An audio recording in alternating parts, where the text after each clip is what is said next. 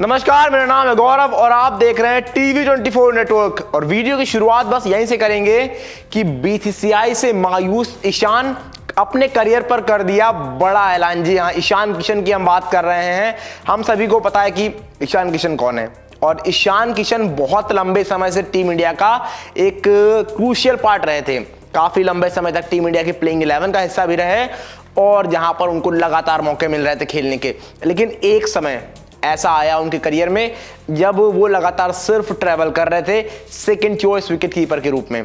कभी वहां पर खेल रहे थे केएल राहुल, तो कभी खेल जा रहे थे वहां पर जितेश शर्मा, लेकिन ईशान किशन वहां पर नहीं नजर आ रहे थे क्योंकि जितेश शर्मा आईपीएल में उस साल अच्छा करके आए थे, आपको याद होगा 2023 में।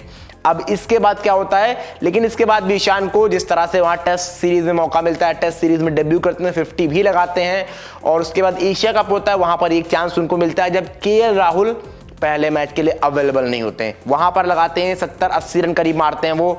और इसके बाद जब केएल राहुल आते हैं तो वो टीम का पार्ट हो जाते हैं, फिर लगातार ये सिर्फ ट्रेवल कर रहे होते हैं।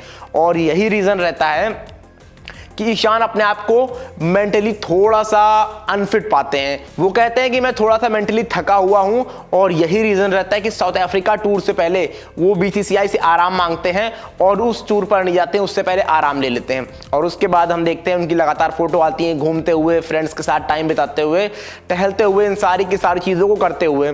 तो उसके बाद से हम देखते हैं लगातार ईशान किशन जो हैं वो इग्नोर किए जा रहे हैं बीसीसीआई के द्वारा और उनको टीम में जगह नहीं मिली है। अब इसके बाद लगातार लोग सवाल उठा रहे थे कि आखिर ईशान का कोई जवाब क्यों नहीं आ रहा है, आखिर चल क्या रहा है, ईशान को जगह क्यों नहीं मिल रही है।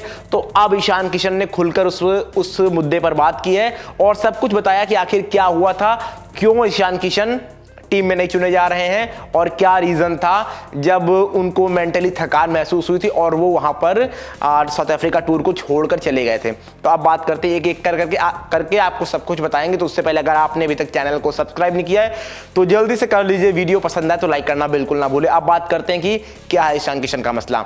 तो ईशान किशन ने साफ तौर पर कहा कि जब मैंने उस टूर से आराम लिया था तो मेंटली मैं थका हुआ महसूस कर रहा था और उसके बाद जब मैं इंटरनेशनल क्रिकेट ही नहीं खेल रहा था क्योंकि मुझे ट्रैवल करते हुए थकान महसूस हो रही थी, तो मैं ब्रेक ले रखा था। और इसके साथ ही उन्होंने कहा कि जब मैंने इंटरनेशनल क्रिकेट से आराम लिया तो आप ये कैसे एक्सपेक्ट कर सकते हो कि मैं डोमेस्टिक क्रिकेट खेल सकता हूं और डोमेस्टिक क्रिकेट में जाके परफॉर्म करूं, क्योंकि उन्होंने कहा कि मैं मेंटली थकान महसूस कर रहा था, इसी वजह से तो इंटरनेशनल क्रिकेट से आराम लिया था, फिर मैं डोमेस्टिक क्रिकेट खेलूं जाके। तो ये किस तरह का ब्रेक हुआ मेरा। उन्होंने कहा इससे अच्छा तो मैं इंटरनेशनल क्रिकेट ही खेल लूं। तो ये साफ तौर पर उनके वर्ड हैं ईशान किशन के।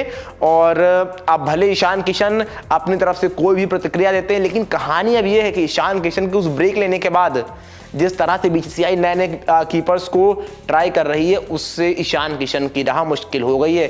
क्योंकि अब देखते हैं उस समय ऋषभ पंत इंजर्ड थे, उनका एक्सीडेंट हुआ था। तो इसके बाद ईशान किशन लगातार मौके मिल रहे थे, इनको टेस्ट सीरीज में भी मौका मिल रहा था ईशान किशन को। वहां पर संजू सैमसन भी इनसे पीछे थे, लेकिन अब संजू सैमसन भी आगे आ गए हैं, केएल राहुल है ओडीआई क्रिकेट में। इसके बाद टी20 में जिस तरह से हम इस टूर पे देख रहे हैं, ध्रुव जुरेल है, जितेश शर्मा है।